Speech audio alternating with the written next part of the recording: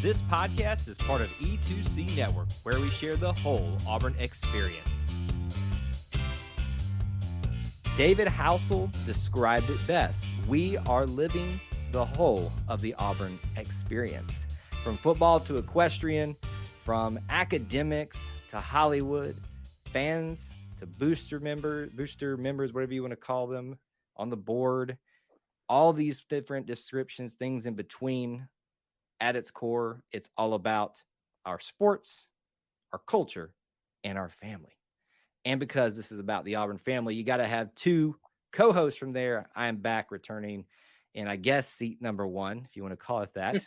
Kyle Loomis, your host, my fellow co-host. And let's be honest, even if it is the number 2 seat, it is the best seat in the house. Mr. Austin Scott, back for episode 43. Welcome. Happy to be reporting from seat number 2. Kyle, and will always be seat number 2 to your seat number 1 as long as you'll have me. And it's episode 43, and I'm confident that this week is episode 43. Sure? Are you sure?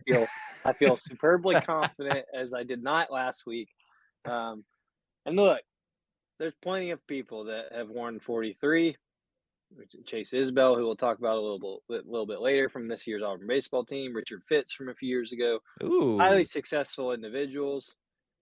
But there's only one 43, we're all thinking. And for our audio-only listeners, I'm wearing my 43 jersey tonight. Philip Lutzenkirchen, the man we all love, who Lutzied into the end zone in Bryant-Denny Stadium, and that we miss every day. Who else do we dedicate this episode to, Kyle? If I wasn't scared that we would have an incident of you losing your camera station, how you have it, I would ask you to get up and Lutzy right now. So because that would be great entertainment value, and we just end the show right there for me. But I'm not going to ask you to do right now. Yes, I mean you have to, right? And it is almost disappointing on my part that I didn't plan this out better for us to literally do 43 on, I guess what would be a sad anniversary. Now that I'm thinking about it, Kyle, shut up. It's not the good anniversary. It would be like on his birthday would be the best one. But yes, to honor Philip and what he has and will always mean to the Auburn family on the field and off the field. Right. We dedicate this to him.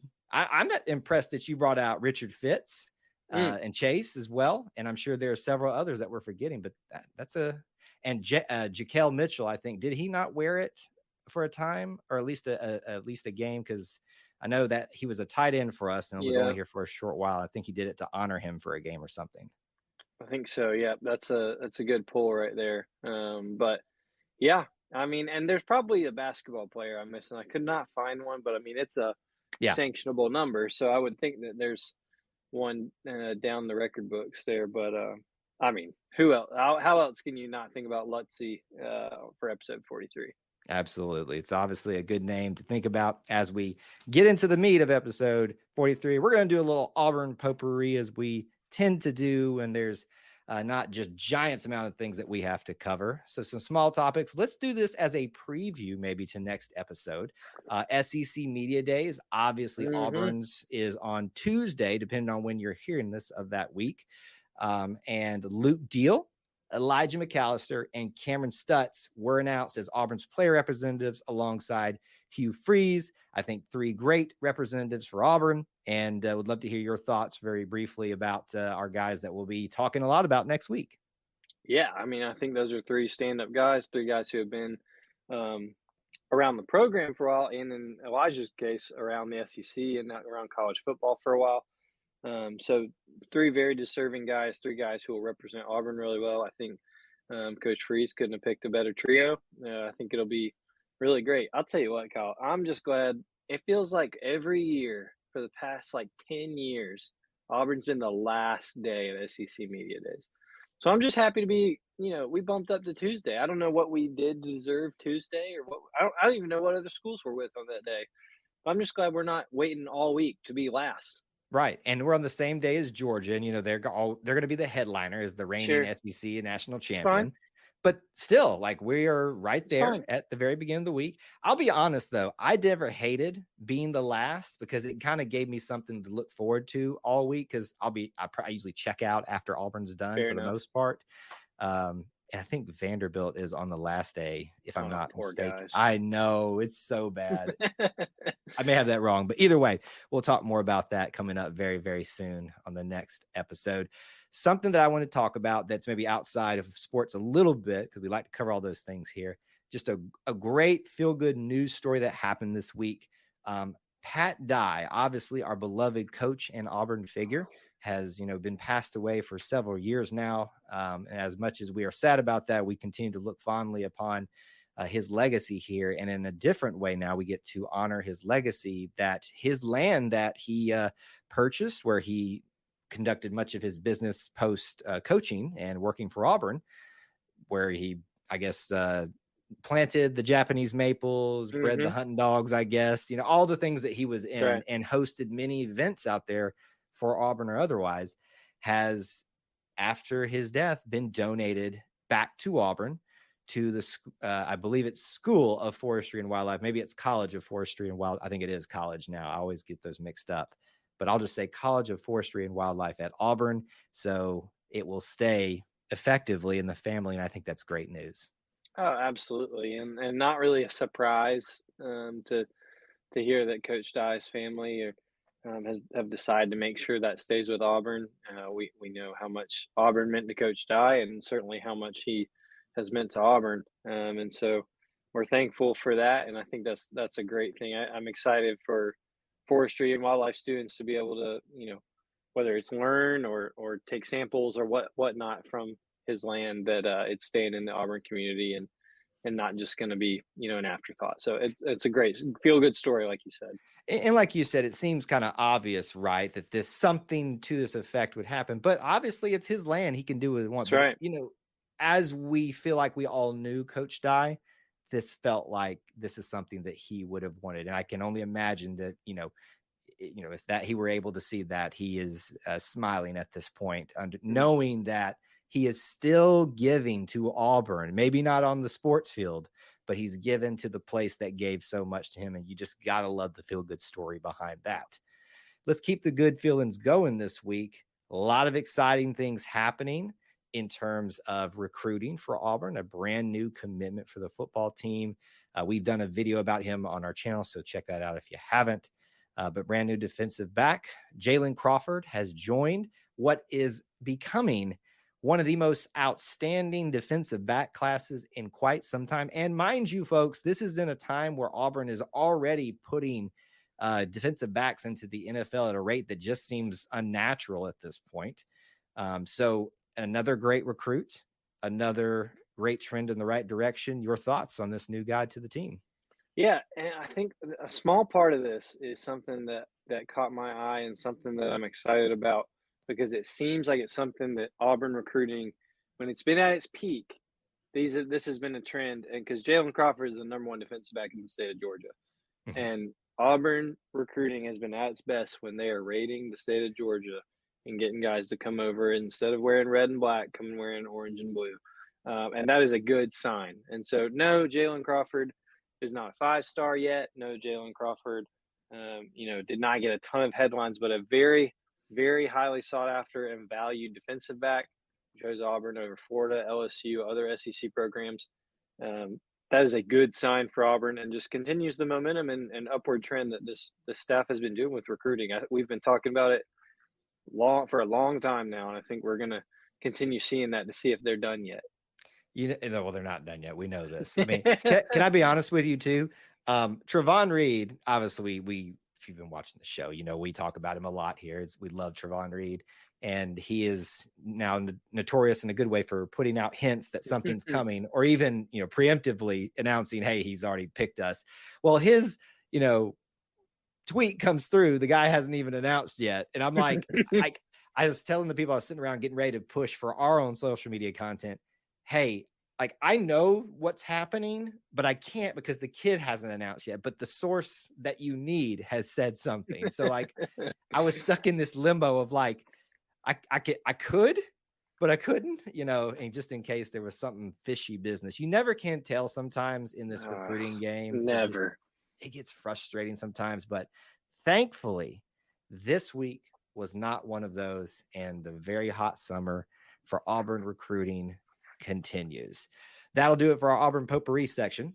We got some great topics coming up for you in this episode, a fun little topic that we're going to introduce, a series that we're going to introduce. And then after that, we're going to talk about Auburn baseball in the MLB draft and much more on an update for them coming up next.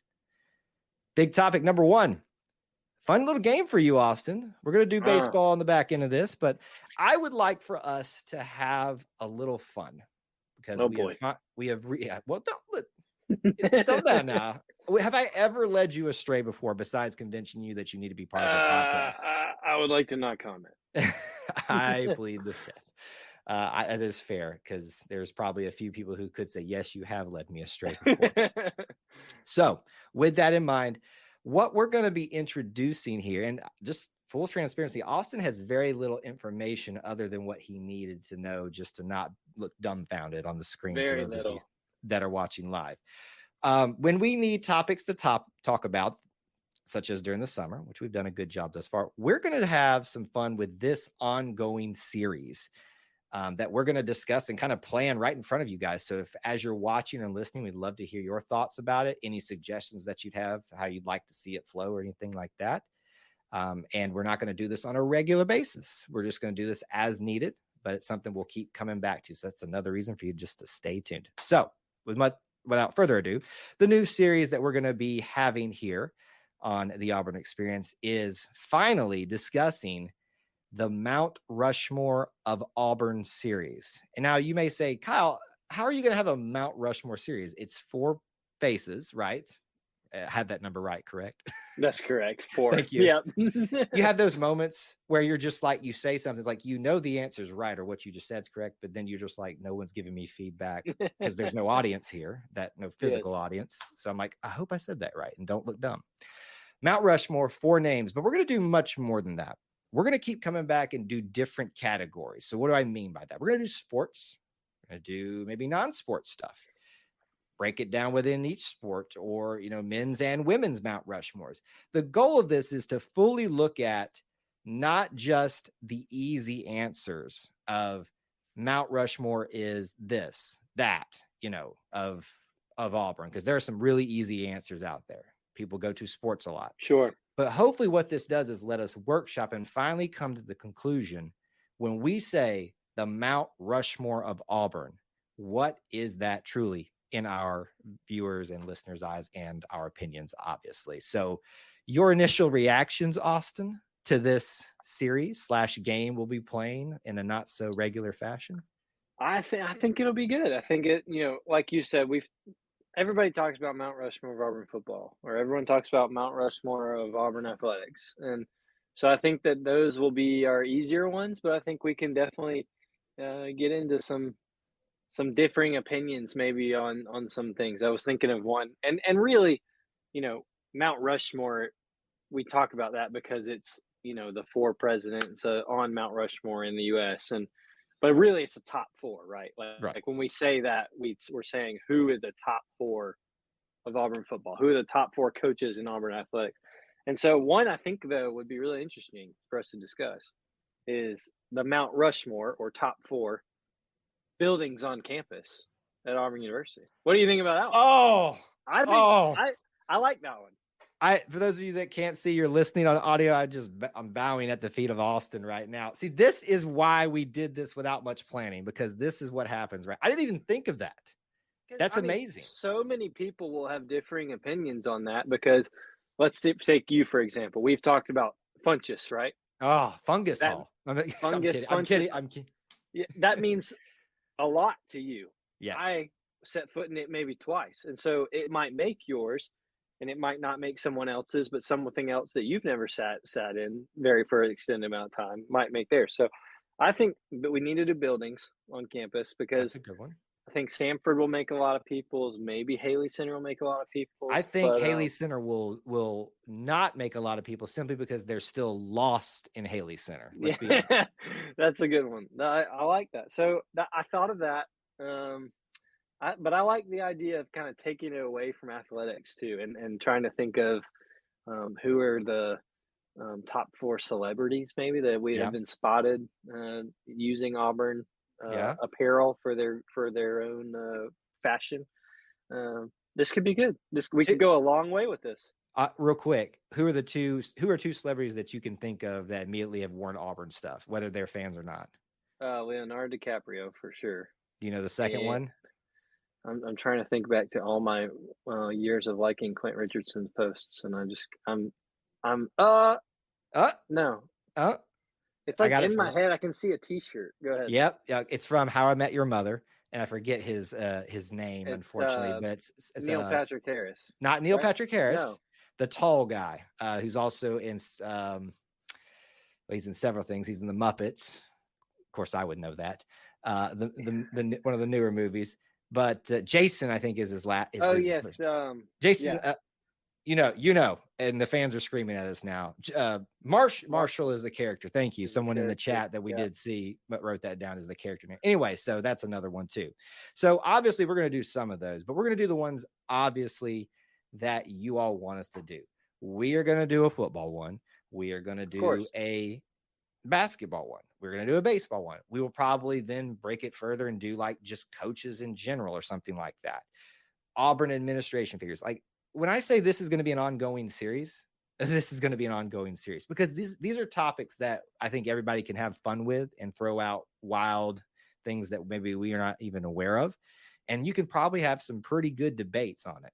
I would imagine the football one is probably going to be the biggest debate because of you got to include coaches, you got to include some Heisman candidates and things like that. So I know people are looking forward to that one the most of all of those.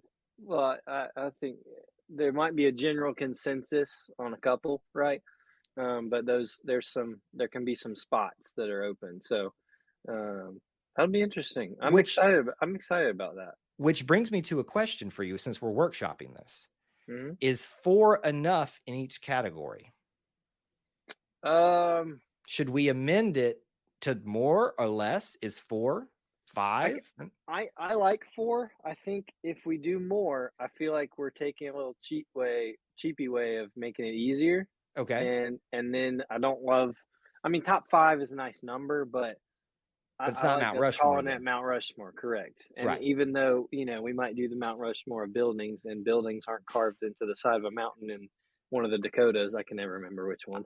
I'm already picturing it, Austin. My thumbnail for that week. My thumbnail for that week is be Mount Rushmore with cutouts of like Haley Center on Washington and yes, absolutely. That's what I love that idea. Best places to Mount Rushmore of chicken places in Auburn. It all comes back to chicken on E2C Network. Always places to eat though is a great one. That Auburn food establishments. I'm for that. We could even do Auburn streets, Auburn roads. Now you're just getting crazy now. We will get crazy.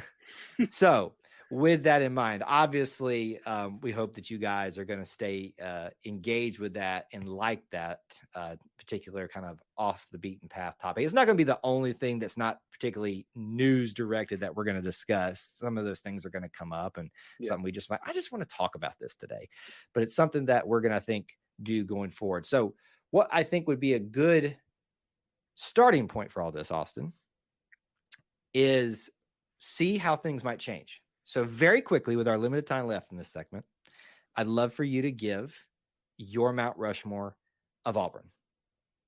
People, entities, since you brought up buildings, apparently. What concepts, your Mount Rushmore of Auburn, what is it? Just as quick as you can, because we got to get both of ours in here and just see how it changes over time. Okay, when you present that to me, I think of the things that I think of Auburn initially. So I think of so those would make my top 4 things of Auburn, right? So I think of the Auburn Creed. I think of Sanford Hall, and I want to say the colors. I don't know if I love that. And then I'm gonna throw another one at you that's pretty maybe out there, but it's always been one of my favorite things. And I've thought about on construction sites in Auburn before, just, taking one off the side. The Auburn bricks are something I think of Auburn because it is a unique part of Auburn. That color brick is the same, consistent throughout campus and beautiful. Yeah. And it's what I think of. I think of when I see Auburn brick on campus. I know I'm on campus, and I know that these are the buildings that are going to shape leaders. And so I'm going with the Creed, Sanford Hall. What did I say? The colors, Colors, I guess. and Auburn bricks. So no people, no like physical living things at all in that so far. You could swap out Obby for the colors. Okay, because That'd he's be a real my only Tiger. living. Correct. Yeah, I hate you so much for taking so many of mine. To be honest with you, this is what's frustrating about being friends with you. We think so much alike. I will cheat, and okay. You know what? I'll be fair and not take the ones that you did, even though you took all the good ones. Okay, that's impressive. I'm gonna You say did let me go first. I did. That's my fault. I should know better that you were going to take all the things that I wanted. I'm going to say, I'm going to say George Petrie. I think because that wraps the Creed into it as well. I'm going to take Toomer's lemonade, the original, like just the lemonade, not even the drugstore, just the lemonade. That's all it is on one of the presidents on Mount Rushmore. Okay. I'm going to take, even though it's going to be wild, just because it can encompass so much outside of Auburn. I'm going to take, Tim Cook. Okay. I'm going to just, I know it's wild. I'm just going to throw it out there. All right. Look, he's affecting the world. And so sure, I think that's something to go as well. And then I think I will take one of our traditions, Tiger Walk. I think that no, I changed it to Eagle Flight. That's it. That's I like it. That's the Eagle is a big one. That is a big one that I did think about when you brought up living items. But Bobby's also a living item and he's a real Tiger. So he's a real Tiger. We all know that. Don't argue with us. He's not like those other Tigers. Yeah. It's we don't want to get into that debate tonight. He's a real Tiger. That's all that matters. So we look forward to that series as we get to come around to that ever so often in the future. Next big topic tonight. Let us talk about an exciting time continuing for the baseball program. Several things this week happened and were big things to talk about. We're going to mainly focus, at least at the beginning part of this, on one singular event, and that is the MLB Draft. Now, I got to be honest, Austin. There's very few times that I've actually sat down or made sure I put on my calendar the MLB Draft. As much as a Braves fan as I am, it's just not something that you dial into typically. Yeah. That has all changed with Butch Thompson, and rightfully so. Do you feel that same shift, or have you always been an MLB Draft guy? No, definitely not. I've been an MLB Draft guy. I keep up with it. I can tell you maybe the amount of time I've watched it is probably less than a couple hours over my entire life. It's just different than the other drafts. You don't see these guys getting drafted into the big leagues for years. Right. It's just a longer process. But it's hard not to pay attention to it in recent years with the amount of talent that Coach Butch Thompson and his staff have recruited and developed and put into these positions. So I'm certainly aware of it a lot more than I was. Right. I think it's one of the things that's great about this time, and I hope that people recognize what we have in Butch Thompson, whether it's a year of surprises like this one, pleasant ones, bad surprises if they have a down year, or they're doing exactly what you thought they would do. We are living in a prime time for Auburn baseball, and we've had some great years. We talk about Frank Thomas, Hal Baird, beyond that, Greg Olson. Go all the way back to Jimmy Hitchcock. People forget that he's a legendary part of Auburn baseball history. We are just in a special time right now. All right, so let's give you the MLB Draft as it stood for Auburn. 3 representatives that I think are a good representation of this team. You've got Cole Foster, who went into the 3rd round, pick 85. To the San Francisco Giants. Next up was Bryson Ware in round 8, pick 253. Shoo. I think this is why I don't pay attention to the MLB Draft, Austin, because there's so many picks. Forever. Yeah. To the Philadelphia Phillies. That one hurts my heart a little bit. Just gross. As a Braves fan, but we will still support you, Mr. Ware. Next up, we had Chase Isbell going to the Kansas City Royals, round 15, pick 439. And even though it wasn't part of the draft, shortly after that, as it always is, free agents get picked up. We had Nate LaRue himself getting picked up and going to the Toronto Blue Jays. So that is essentially your round out of the MLB draft and the direct implications of it. So your thoughts on these guys, where they're heading, anything that pops out to you? Yeah, guys that definitely made an impact on Auburn. Some guys, and I think we'll get to here in a second. I'm surprised that weren't drafted. Mm-hmm. Some of that for Auburn's benefit, and but all four of those guys, certainly made enough impact on Auburn and the SEC to be drafted. You succeed in the SEC, that's going to catch a lot of eyes of these scouts. And each of those guys did that. So props to them. I'm not surprised at all Cole Foster was Auburn's first draft pick this year. I think that he is going to be an incredibly successful Giant and have a long career. And so looking forward to following each of their careers. I think it's going to be a lot of fun. Yeah, I think it's good to mention Cole Foster as the number one pick for Auburn in the draft, the Yeah. first one to go. But I'm honestly shocked that Bryson Ware, after not just this year, but the lead up to this year that he's had as an Auburn Tiger, didn't go a little bit higher. I mean, it just came out on fire. And maybe your case is that he showed it this level of being a home run hitter in one season. It wasn't like incredible every single year. I'd have to go back and look to confirm that or not, but that would be my perceptions of how it was. I did expect Bryson to go a little bit higher, but Cole Foster going first, for Auburn, I think it makes a lot of sense. He's been a mainstay here. Yes. Can I be honest about, and we're going to get to the two big ones we need to talk about that are implications for Auburn, but one that wasn't picked up yet at all that I know of, and that is our center fielder. Are you thinking about? I am. What do you think about that?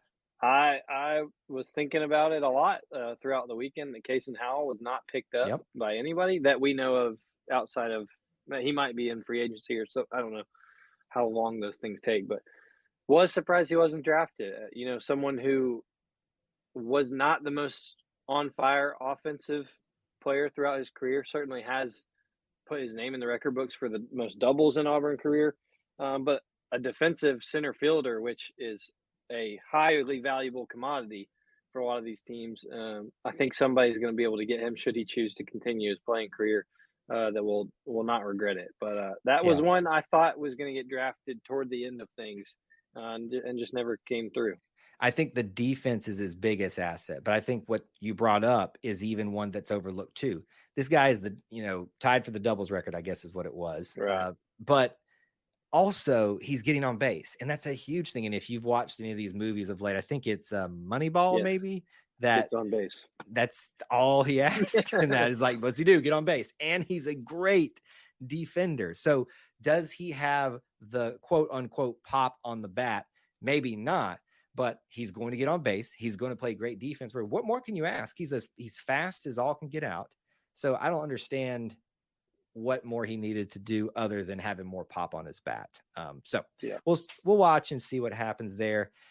Off of this, again, congratulations to our guys that got drafted. I think two guys that should have gotten drafted, maybe. And it's hard to talk about this because you want them to succeed, but then you also want to be selfish as a fan. Yeah.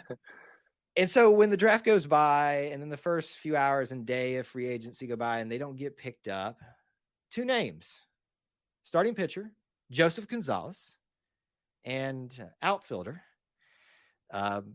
Bobby Barrels. Just don't get picked up, and then everybody gets that little glimmer of hope. And think, is this what's happening? Or is there something we're not privy to? And then the announcement comes, folks.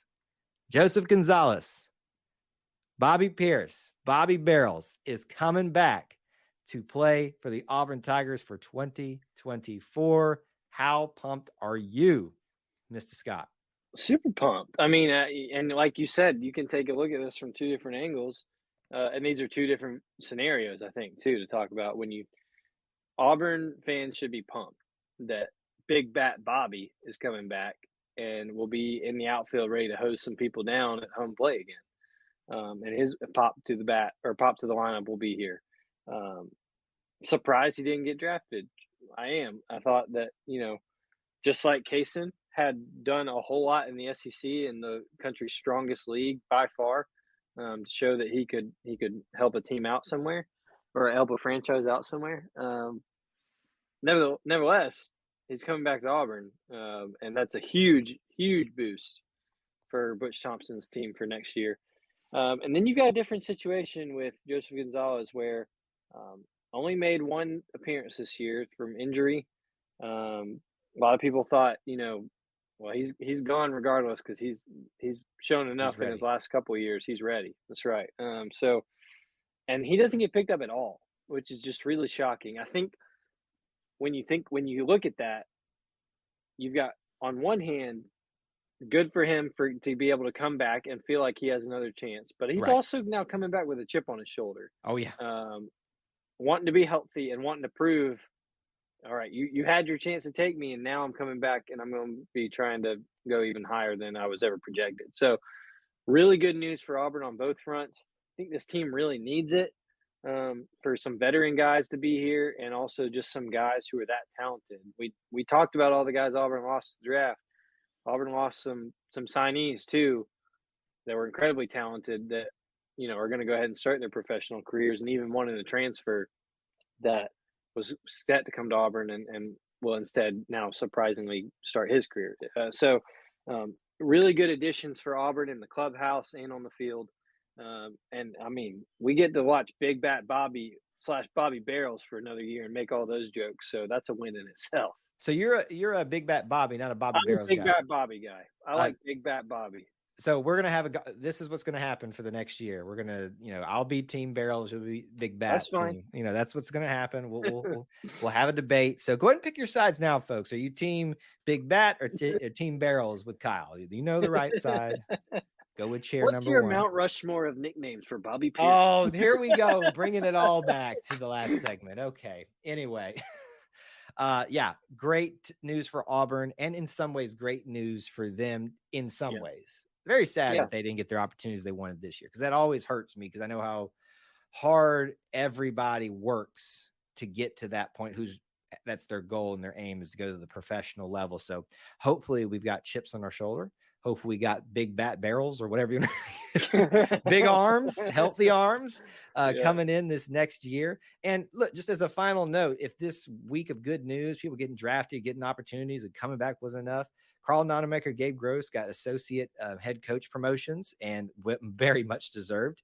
Got a new pitching coach that's here. I mean, Auburn, even after their surprising into the season in baseball, and even after that initial hype's over, is just still riding this with a new facility I shouldn't say a new facility, upgrades coming to the facility, which we talked about on a previous episode. Good times, man, for Auburn baseball. I mean, if you're not hopping on board this baseball train, you need to figure yourself out. Why are you even an Auburn fan? I'm kidding, but so obviously good times, No doubt. And that's a trend that we've talked about, that Auburn baseball has been on a steady incline for a while. And so I think these additions / mainstays will help Auburn baseball in 2024. So I'm excited for this team. We got a long way to go before we're talking about that team and their outcomes next year, but that's something to look forward to, certainly. Oh, and on top of that, as a final note, a couple of transfers that are already coming in from Florida, Jacksonville State. So the good news just continues for Auburn baseball. Point stands big time there. That's going to do it for this episode of the Auburn Experience Podcast, episode 43. Thank you all so much for tuning in live, for tuning in on the replay or audio, however you got here. Thanks for being part of this show. On the way out, if you want to find me, you can do so on Twitter at Kyle Loomis24. Austin, where can they find you? At Austin G. Scott on Twitter, Instagram, and Threads. I forgot about the Threads now. You can find any E2C Network stuff by looking up at E2C Network pretty much anywhere, even Threads, and all over the places. And just remember, I want to hear from you this week. And obviously, you want to go Team Barrels with Kyle here on this one. But we'd love to hear from you this week. Thanks for tuning in. Until we talk to you again, War Eagle. War Eagle.